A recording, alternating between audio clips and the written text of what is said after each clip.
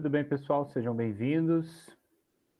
Sejam bem-vindos, agora sim, a mais uma aula, então, de Teoria da Contabilidade. Estou compartilhando aí os meus slides com vocês para a gente continuar falando das principais demonstrações contábeis e falar um pouco hoje, então, da DFC, né? Uma demonstração menos usual, mas recorrente aí para a administração das empresas, para a gestão dos negócios, então a gente vai entender um pouquinho da teoria por detrás dela. Fazendo parte aí do nosso hall de demonstrações, lembrando que tem outras, né? A gente não vai conseguir ver todas, mas é importante que aos poucos vocês já estejam aí se familiarizando com todas essas mecânicas, com todas essas demonstrações. Bom, as fontes de estudo para a demonstração dos fluxos serão muito similares ao balanço e a DRE, né? Então a gente vai ter a Lei 6.404, a gente vai ter a NBC-TG 26 e a ITG 1000 também, falando um pouquinho aí, como eu já expliquei nas aulas anteriores. Aqui eu adiciono uma demonstração exclusiva, uma norma brasileira exclusiva dela, que é a NBC-TG 03, tá? Que vai trazer todo esse detalhamento mais teórico que a gente vai estudar hoje, que é a NBC dedicada à demonstração dos fluxos de caixa. Então vamos entender ela numa visão geral primeiro. Fluxos de caixa nada mais são do que entradas e saídas do caixa, tá? E os seus equivalentes conforme a contextualização ou conceituação da norma propriamente dita. Então, a gente separa esses fluxos em três grandes grupos. São as atividades operacionais, as atividades de investimento e as atividades de financiamento. Vamos entender o conceito de cada um desses grupos. Atividades operacionais são aquelas que geram receita e outras atividades que não se categorizem como investimento ou financiamento. Investimentos são aquelas referentes, né, à aquisição e à venda de ativos de longo prazo e outros investimentos não incluídos nos equivalentes de caixa. Então, a gente vai fazendo uma exclusão de cada um desses grupos. E o financiamento são aquelas que resultam nas mudanças do tamanho e a composição do capital próprio, que é o patrimônio líquido da entidade, e no capital de terceiros, que é o grupo do passivo, circulante e não circulante, como nós estudamos. Então, as atividades operacionais, para aprofundar um pouquinho, segundo a norma, detalha ali um indicador, serve como indicador na DFC, da extensão pela qual as operações, né, da entidade têm gerado suficientes, ou não, se for o caso, fluxos de caixa. Então, leia-se entradas e saídas para o pagamento, para amortização de empréstimo, para manutenção da sua capacidade operacional, pagamento de dividendos, juros sobre capital próprio, né, que são compromissos que a entidade acaba assumindo. Normalmente são empresas maiores, as SAs, principalmente de capital aberto, que possuem, né, essas obrigações. Mas a ideia aqui é entendermos que as atividades operacionais vão resultar justamente, vão demonstrar, neste caso aqui, justamente a sua capacidade de geração do fluxo de caixa, se a empresa está ou não fazendo dinheiro, né, com aquilo que ela recebe, com aquilo que ela paga, dedicado exclusivamente à atenção ali às suas operações. As informações sobre esses componentes, né, são úteis em conjunto aí com outras informações para a projeção dos fluxos futuros, né, para o que vem pela frente aí para a entidade. Então, esses fluxos de caixa basicamente são derivados aí das atividades geradoras de receita, né? Então, é tudo que ela recebe, tudo que ela paga de acordo com a sua operação. Geralmente resultam dessas transações e de alguns outros eventos que entram na apuração do lucro líquido, como nós vimos, na apuração do resultado do exercício ou na apuração do prejuízo, caso haja. Não se preocupem que no final dessa aula a gente vai ver um exemplo mais prático, baseado naquele nosso exercício. Vocês vão ver que ela pode ser bem simples também, assim como o balanço e a DRE, para que vocês possam ir se familiarizando. Os exemplos segundo a norma, que são as situações mais recorrentes, não são exclusivas, tá? Mas são exemplos para a gente poder entender. Recebimento de caixa pela venda de mercadoria e pela prestação de serviço. Então, lembra que ao fazer uma DFC, eu preciso pensar como caixa, ser o caixa. E o caixa, ou equivalente, ele pode ser, por exemplo, nossa conta bancária, como nós vamos exemplificar aqui no nosso exercício. Recebimento de caixa decorrente de royalty, honorário, comissão, outras receitas. Né? Por isso que essa classificação de receita e despesa é tão importante. Pagamento de caixa a fornecedores de mercadorias e serviços. Então, quando eu leio recebimento, eu estou falando de entrada para o caixa. Quando eu falo pagamento, eu estou falando de saída. Isso é fluxo de caixa.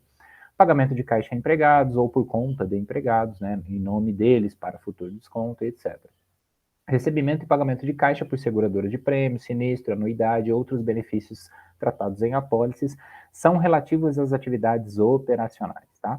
Pagamentos ou restituição de caixa de impostos sobre a renda, né, que a empresa ela pode, em alguns casos, aí, efetuar o pagamento do imposto de renda ou até mesmo, caso haja necessidade, a restituição. a menos que possam ser especificamente identificados com as atividades de financiamento e investimento, é o que a norma diz. Recebimentos e pagamentos, né, entradas e saídas de contratos mantidos por negociação imediata ou disponíveis para venda futura. A norma ainda traz um detalhe que vai ser importante para a gente compreender essa demonstração, que é algumas transações, como por exemplo a venda do imobilizado, né, podem resultar em ganho ou perda, né, porque a gente tem o valor contábil, a gente tem a depreciação, e às vezes o valor de mercado é uma coisa diferente. Então, por exemplo, eu posso ter um veículo que vale, contabilmente falando, 10 mil, ele já está completamente depreciado, e eu posso vender esse veículo no mercado por 20 mil. A diferença entre os dois é um ganho que eu obtenho no sentido patrimonial jurídico. Então, isso precisa ser registrado contabilmente e vai ser evidenciado na demonstração. Aí, o que a norma quer dizer aqui? Olha, os fluxos de caixa relativo a essas transações de ganho ou perda com venda de imobilizado são resultado ou são ali detalhados, né, demonstrados nas atividades de investimento, tá bom? Então, não seriam atividades operacionais, corriqueiras da empresa. Atividades de investimento, que é o segundo grande grupo, a gente tem que entender bem esses três para saber classificar as operações que acontecem na empresa. Então, elas vão ser justamente para.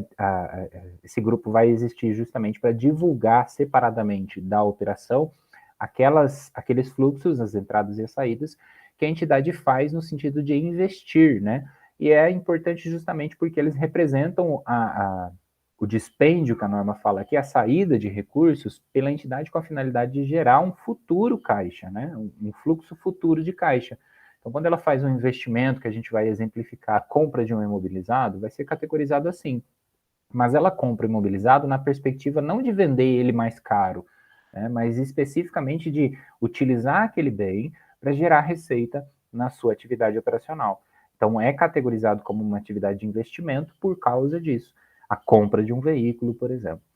E aí há um detalhe, né? Somente desembolsos, saídas ali que resultam em ativo reconhecido, né, nas demonstrações, no balanço e no conceito geral que nós vimos aí, são passíveis de classificação como atividade de investimento, porque podem existir casos em que a empresa ela vai ter um desembolso, mas isso não se categoriza, não se conceitua e não se classifica como um ativo para um balanço, para fins de balanço, por exemplo.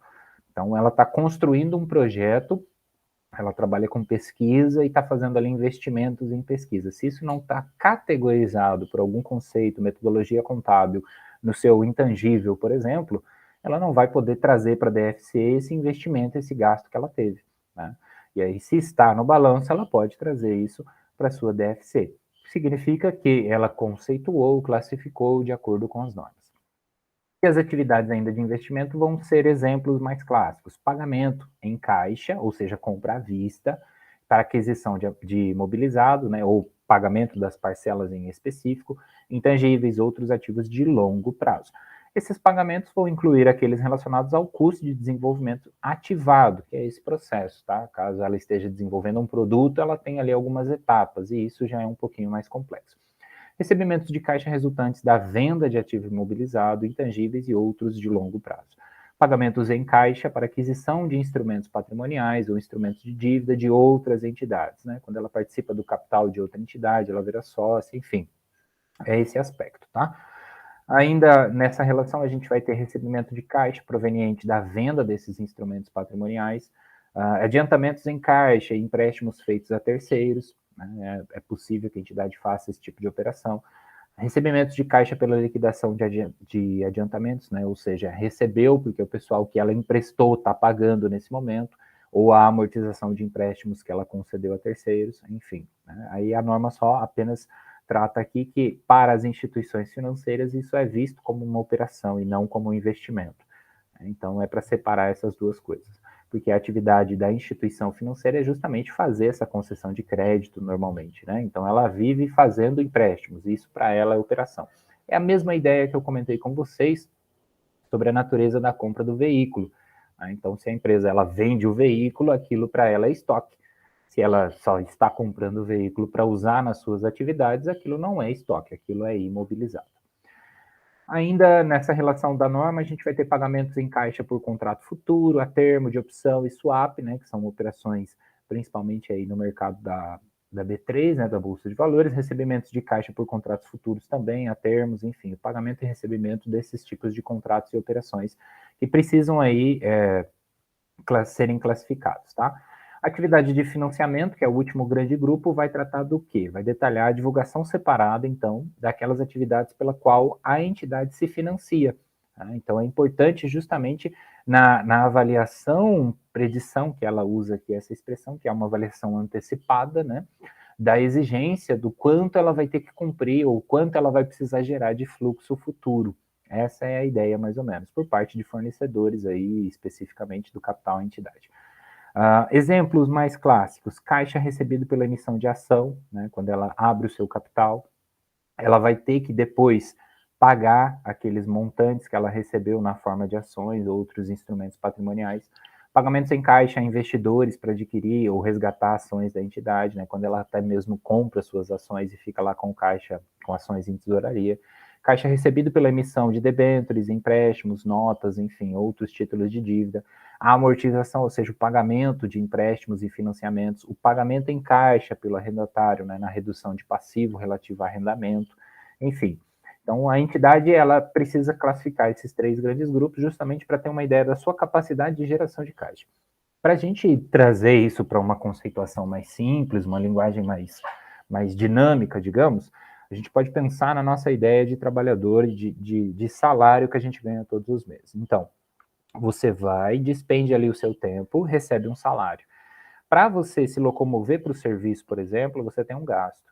Né? Você tem o tempo que você se dedica à sua empresa. Entre outras coisas, você tem a sua alimentação, você tem ali aquilo que é a sua rotina. Isso é a operação da empresa. E aí, às vezes, você considera que é melhor comprar uma moto do que ir trabalhar a pé. Você faz um investimento, aquela moto fica sob seu nome, mas ela gera para você num determinado momento, né? Se você vai lá e compra à vista, o pagamento daquela moto, daquele carro, daquele veículo, digamos, ele foi à vista, então ele saiu do seu caixa, de alguma forma, né? Seja em parte, nesse momento, ou no todo, numa compra direta. Então, aí, nesse princípio, ao mesmo tempo, você vai lá e faz ainda um empréstimo no banco para poder quitar aquela dívida que você tem. Você está usando o capital do banco, o dinheiro do banco, para financiar a sua própria atividade. É mais ou menos esse raciocínio. Então, a atividade operacional é aquela receita que você recebe, o seu salário. Na visão da empresa, vai ser a venda de mercadoria, venda de serviço, venda de produto. E na visão geral aí, então, as atividades de investimento vão ser tudo aquilo que ela despende, que ela acaba gastando, de certa forma, para obter um retorno futuro, né, para usar na sua operação agora e fazer mais vendas e tudo mais. E o financiamento é quando ela usa o capital de terceiros, né, então, principalmente, especificamente aqui. E para a DFC, a gente tem um detalhe ainda, né, que às vezes também causa um pouco de confusão, que é o método direto e o método indireto. Cada um deles nos dá um olhar sobre a mesma coisa. Tá? Então, é interessante que vocês conheçam os dois métodos, saibam da existência, pratiquem os dois métodos para justamente dominar essa informação. O método direto da DFC é o registro ali dessas principais classes de recebimento bruto e pagamento bruto. Tá? Então, a gente vai ver o que isso significa na prática.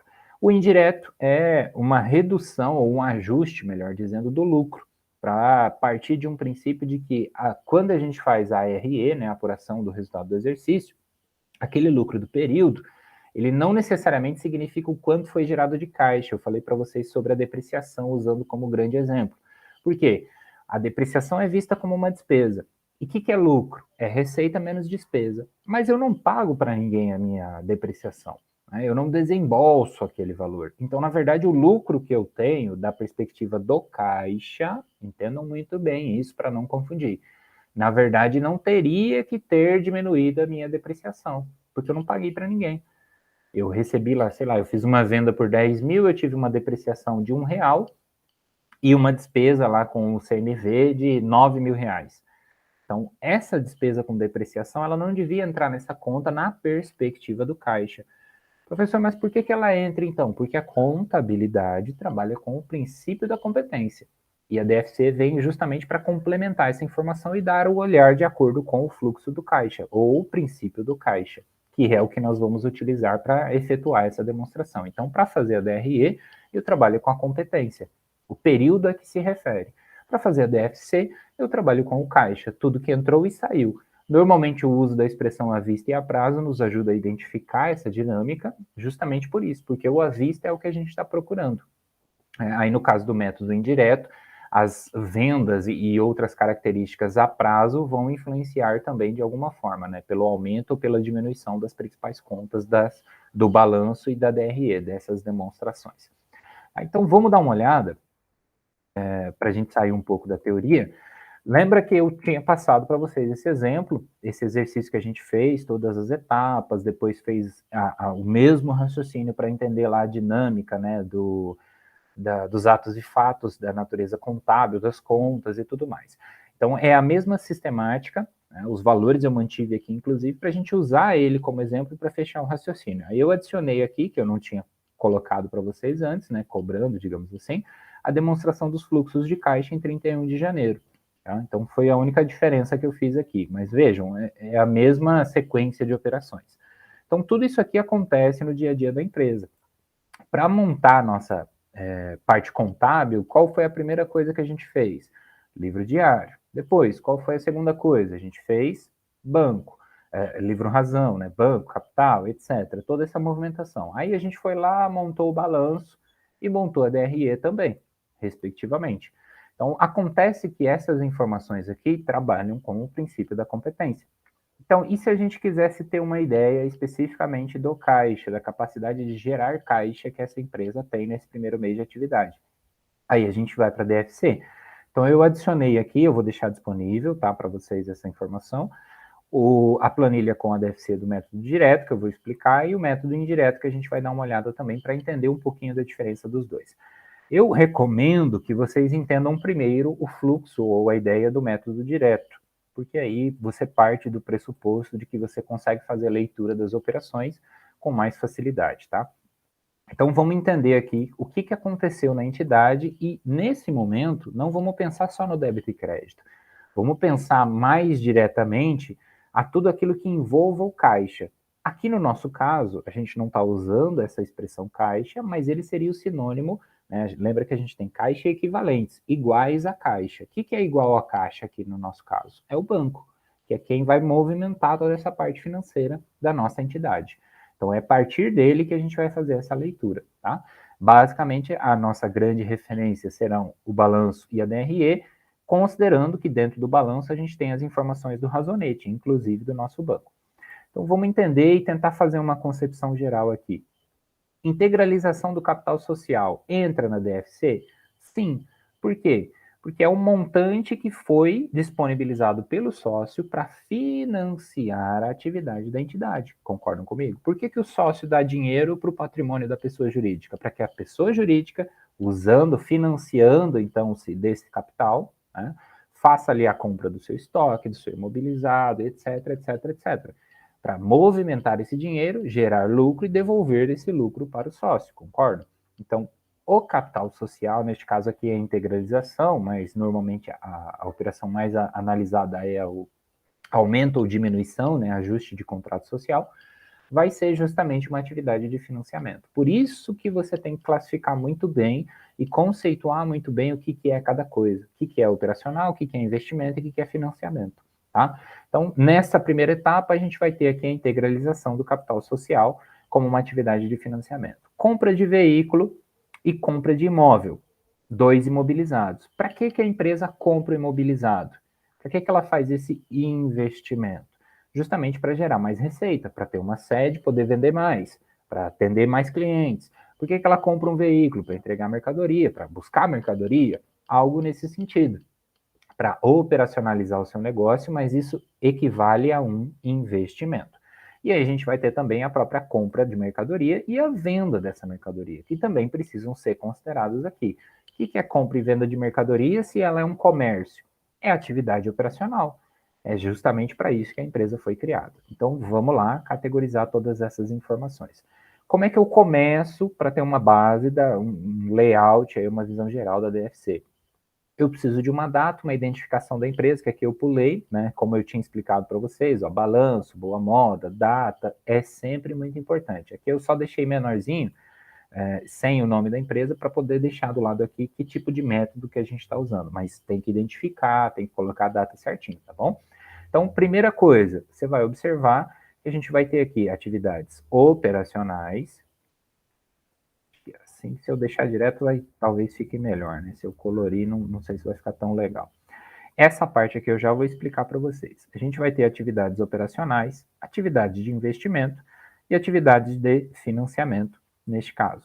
Então, percebam que a gente tem os 3 grandes grupos. Além disso, o que eu tenho que ter? Normalmente, se coloca os subtotais, né, que seria a ideia de caixa gerado, tudo que entrou e tudo que saiu, ou fluxo de caixa, ou variação do caixa das atividades operacionais, variação desse caixa ou caixa gerado pelas atividades de investimento e pelas atividades de financiamento.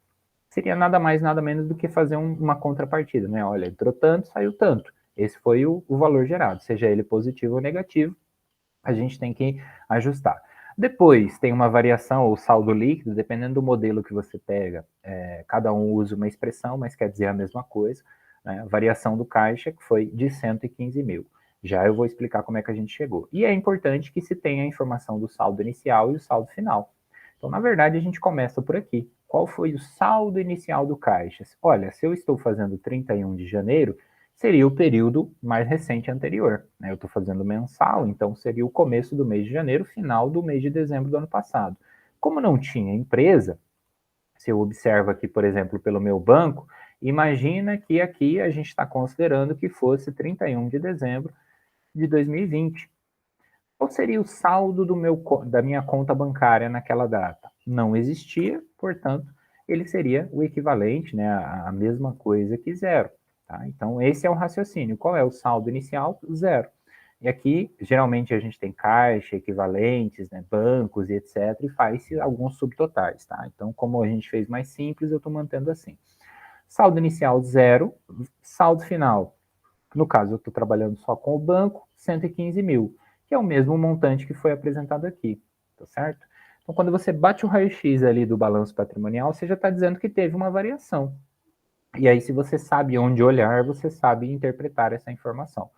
Vejam que se saiu de 0 foi para 115, qual vai ter que ser, então, a minha variação, né? Que às vezes o pessoal também, dependendo do modelo, coloca aqui embaixo, variação, que significa saldo líquido, vou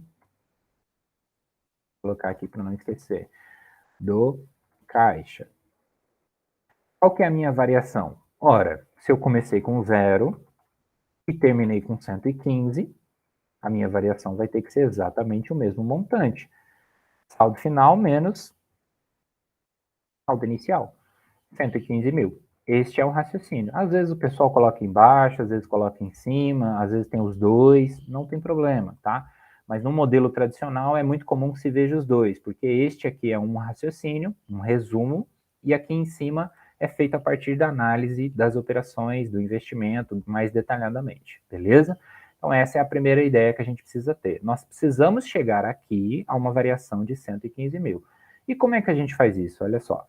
A gente vai olhar as atividades operacionais primeiro. E vai partir, perdão, do princípio que a gente precisa olhar pelo caixa. Então, quando eu faço, por exemplo, vamos lá para a nossa ideia geral. Se eu tenho aqui uma compra de mercadoria, né, para revenda neste caso, eu fiz a compra no valor de 15 mil, ok? Sendo que 50% foi pago à vista. Opa, então houve saída de caixa. E essa saída de caixa é representada aqui. Geralmente, né, tem só uma coluna, tá? É só uma coluna e valores positivos e negativos, como se eu excluísse isso aqui, essa entrada e a saída. Eu só deixei separado para que vocês pegassem a linha de raciocínio. Mas as saídas estão diminuindo, as entradas estão aumentando. Então, saiu 7.500 do meu caixa naquela compra de mercadoria. E neste pressuposto, né, isso aqui é a mesma coisa da gente representar lá aumento de fornecedores, às vezes usa essa expressão aumento, diminuição, variação positiva, negativa. Por quê? Porque eu fiz uma compra de mercadoria. Esse uso dessas nomenclaturas aqui é que vocês têm que tomar cuidado, que daí às vezes confunde. Quando aumentou o meu fornecedor, na visão do caixa significa uma coisa, na visão do balanço pode significar outra, para minha análise econômica pode significar outra também, tá? Então tem que perceber o que é que você está fazendo. Aí eu só coloquei para ser bem claro, né? Compra de mercadoria, eu tive uma saída então de 7.500. Venda de mercadoria, eu tive uma entrada que foi a nossa venda, a nossa receita, representada aqui pelo razonete, ou pelo livro diário, ou pela própria descrição, né, no valor de 33 mil, foi à vista. Se foi à vista, foi direto para o caixa. Então é aquela ideia de pagamento e recebimento bruto. Né? Foi para onde? Foi para o caixa, foi para o banco. Então houve uma entrada, fluxo, entrada e saída, de 33. Se houve uma entrada de 33 e uma saída de 7.500, eu estou representando o que até esse presente momento? Eu estou representando esta parte aqui do razonete, ó. Essas duas. A entrada e a saída. E, professor, por que não as outras? Porque isso aqui vai ser efetivamente investimento, que é o nosso imóvel e o nosso veículo, e aqui os 240 mil, que também vão aparecer na DFC, mas serão tratados ali com a perspectiva de financiamento, porque é o capital social, tá? Então, a leitura é que tem que ser clara para vocês. Então, como só houve esse tipo de operação, qual foi o caixa gerado por atividades operacionais? Ora, se eu recebi 33, tive uma saída de 7.500, eu tenho um caixa de 25.500 neste exemplo. Vamos aos investimentos. Houve mais alguma operação? Não. Como só houve essa, fica mais fácil da gente fazer a leitura. Vamos então aos investimentos. Mesmo raciocínio. O que é o investimento? É tudo aquilo que vai me gerar um benefício futuro, né? O meu ativo de longo prazo. E aí, dentro desse conceito, eu vou ter então o veículo, que houve a compra desse ativo imobilizado. Na perspectiva do caixa, a compra de um veículo significa o quê? Saída de dinheiro.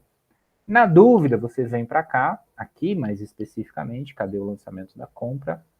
Olha só, o que aconteceu? É um crédito banco. Então, houve uma saída do banco. Este é o raciocínio. E para a DFC, essa saída tem que vir diminuindo. Então, quer dizer que do caixa, esses 90 mil foram desembolsados. Os 60 mil, enfim, a soma dos dois, totalizando aqui então, né? Deixa eu só ajustar aqui. Esses 150 mil é 60 e os 90 somados, né? Menos 60 mil. Negativo 60 mil, menos 90 mil, quanto que saiu? Menos 150 mil. É este o raciocínio que eu quero que vocês façam. Então, qual foi o caixa gerado por atividade de investimento? Gerado significa que foi positivo ou negativo. O caixa gerado por atividade de investimento foi de 150 mil. Essa é a perspectiva, tá bom? Então, aqui, no caso, entrou 25 mil positivamente, né? Entre entradas e saídas, esse é o fluxo. 150 de saídas. E aí a gente vai fechar o raciocínio com as atividades de financiamento. Para quê? Para ver, então, quanto de capital ali a entidade acabou precisando, né, de terceiros e também do próprio patrimônio líquido que ela possui, que seria a sua obrigação com os sócios para poder fazer o negócio funcionar. Neste caso, como é o primeiro, é a integralização, né? Normalmente é aumento ou diminuição de capital. Então, ou a integralização de capital social pelo olhar do banco significou o quê? Um aumento, ou seja, uma entrada, por isso ele é positivo. Então, o cuidado que você tem que ter ao fazer a DFC, por exemplo, no método direto, é entender se a operação que aconteceu envolve o caixa. Se ela envolve, ela vai ser categorizada como operacional, como investimento ou como financiamento. A partir daí é entender se entrou ou saiu do caixa, exclusivamente. E por caixa, leia-se equivalentes, né? Tudo aquilo que for semelhante ao caixa mantido ali como disponibilidade. E aí, então, chegamos ao resultado final. Houve um aumento aqui, né, uma entrada de 240 mil. Qual é a variação? Ora, se pelas atividades operacionais eu tive 25.500, positivo.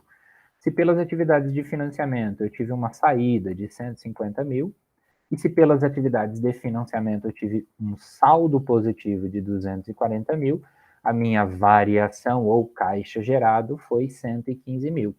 E aí eu vou lá e faço aquela última análise. Né? Então, esse aqui nada mais é do que a soma dos três grandes grupos, ou os seus subtotais. E aí, eu comparo essa mesma informação. Eu tinha um saldo inicial do caixa. Quando que era o saldo inicial do caixa? 31/12 de 2020. Quando que é o saldo final do caixa para eu me localizar? 31/1 de 2021. Né? Um mês depois, que foi quando ela teve as suas atividades. Qual foi a variação? 115 mil.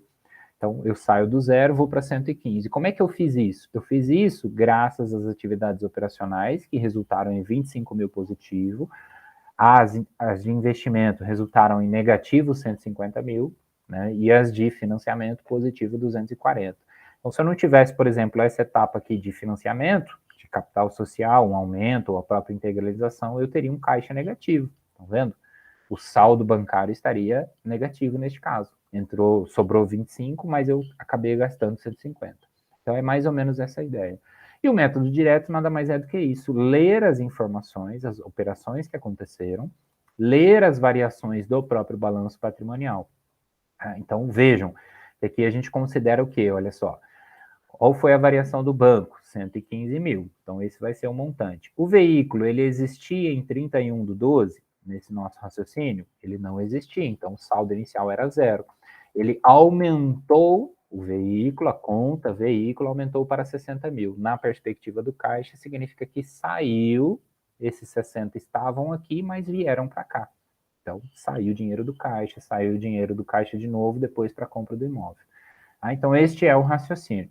E aí percebam que o método direto não trabalha com quem? Com o lucro, né, que a gente viu ali.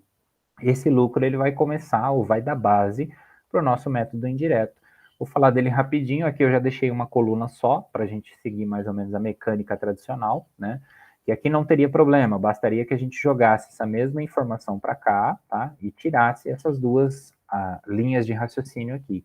Então eu teria um fluxo negativo ou positivo, sendo que negativo significa saída e positivo, mas vejam que o resultado, né, e positivo é entrada, mas o resultado seria o mesmo. Saiu 7.500, entrou 33. E a ordem aqui também não ia influenciar, né, porque o meu subtotal considera todas essas informações.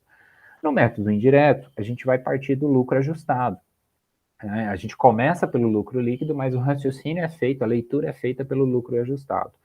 O indireto ele é diferente justamente por isso, porque ele quer de fato saber e ajustar esse lucro para quando a empresa tem muita movimentação, quando ela tem muito imobilizado, quando ela tem muito intangível, isso pesa bastante, né? Entre outras situações aí que ela pode ter despesas que influenciem na apuração do seu lucro. Tá? Então, o método indireto ele vai partir do lucro líquido do exercício, que foi 16.700. Onde é que eu acho isso, professor? Está lá, ó, no balanço, neste caso é do primeiro mês, então a gente utiliza ele. Se eu estou fazendo já uma empresa que tem vários meses, o lucro está acumulado, está somando ali o lucro de abril, maio, junho, julho, agosto, setembro, eu vou lá na minha DRE. Qual foi o lucro líquido? 16.700. O que aconteceria com o lucro líquido na minha DRE se eu não tivesse despesa com depreciação?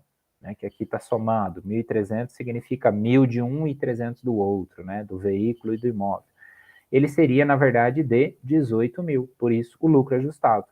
Porque aí eu entendo que, de fato, o meu lucro foi o 33 mil que eu fiz na venda, tá? Deixa eu voltar para a DRE aqui. 33 mil da minha venda, menos quem? Quem de fato eu paguei? O meu CMV, 15 mil. Então, eu chegaria a esses 18 mil reais, tá? Esses 18 mil reais representam, então, o meu lucro líquido ajustado. Eu tive aumento ou diminuição do estoque? Né, neste caso aqui, usando as expressões mais tradicionais? Não, porque ele aumentou, mas ele diminuiu de novo para 0. Né? Então, se a gente olhar lá no nosso razonete, para ele ter variação, é como se eu tivesse um saldo inicial de 0, aí foi para 15, depois saiu 15, então o saldo final é 0. Qual é a variação? 0. Tá? Então, não faz sentido eu colocar essa informação aqui. Mas, às vezes, quando você compra a mercadoria e não vende, o estoque aumentou. Se o estoque aumentou, eu preciso pensar. Na perspectiva do caixa, para esse estoque ter aumentado, significa o quê? Significa que eu gastei comprando mercadoria. Então, no caixa, isso é visto como uma saída de recurso. E isso precisa ser ilustrado aqui. Fornecedores é outro exemplo que é mais tradicional também. Houve um aumento de fornecedores a pagar. Então, saiu de 0 e foi para 7.500. Então, neste raciocínio aqui, da perspectiva do caixa, é positivo o aumento de fornecedores. Por quê? Porque eu não paguei, eu não desembolsei. Então, quando aumenta o meu fornecedor, de certa forma, da perspectiva da atividade operacional, ele é positivo por quê? Porque eu não desembolsei imediatamente. Eu já tive dinheiro, eu já ganhei dinheiro em cima daquela informação, daquela operação, que foi a compra e venda de mercadoria, mas eu não precisei pagar o fornecedor ainda. Então, a partir deste raciocínio é positivo, ele não vem diminuindo. E aí, se eu somo esse lucro mais justamente o dinheiro do fornecedor que eu ainda não paguei, porque eu estou usando, né, é como se ele tivesse me dado esse dinheiro temporariamente, eu tive um resultado de 25.500. E vejam que a informação é a mesma, tanto nas duas, tanto em uma quanto em outra, nas duas formas de demonstrar. E aí, para o investimento, as operações são as mesmas, então eu tive uma saída, né, aumento de ativo imobilizado. Aumentou o ativo imobilizado. Mas e o caixa? O caixa diminuiu 60 mil. Se tivesse parcelado, eu ia considerar só o que eu paguei parcelado aqui. Se tivesse financiado lá em 32 vezes, 48 vezes, eu faria o quê? Somente aquele montante que foi considerado como caixa, né, princípio de caixa, ou seja, que saiu da conta bancária naquele período que eu estou analisando. Então, aumentou o ativo, isso é ótimo. Mas na perspectiva de caixa, o custo desse aumento do ativo foi menos 60 mil, teve que desembolsar 60 mil. Mesma coisa para o imobilizado, totaliza 150 de novo. Tá? Então, como é a mesma operação, a mesma empresa, o mesmo período, a informação tem que ser a mesma.